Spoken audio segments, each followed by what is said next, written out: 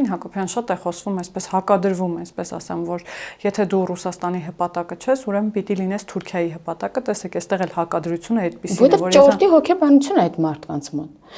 որտեվ իրենք ընդունում են իրենց որպես ստրուկ, մտածում են, որ այդ բան է ուղղակի, տենց կատակ են արել, որ ասել են դուք պետություն եք, դուք ինքնիշխան եք, իրենք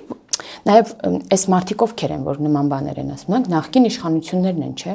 շուրջ 3 տասնամյակ Հայաստանը ղեկավարած մարդիկ են, իրենց կուսակցության ներկայացուցիչներ են, իրենց կողմից ղեկավարվող մարդիկ են։ Հիմա այդ մարդիկ ժամանակին ինչպես են ղեկավարել Հայաստանը, ըստ ձեզ, որ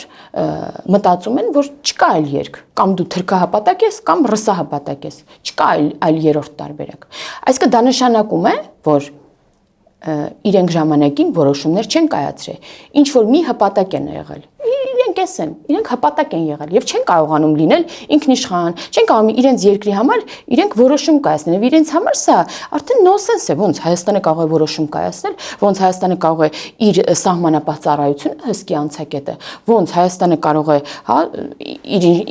ինքը որոշի որտեղ ինչ քվեարկի միջազգային հանրությունում ինչ խոսա, Հայաստանի համար ինչ որոշում կայացնի։ Դրա համար մեկ-մեկ ասում էին դուք չեք պատկերացնում ինչ կարա լինի։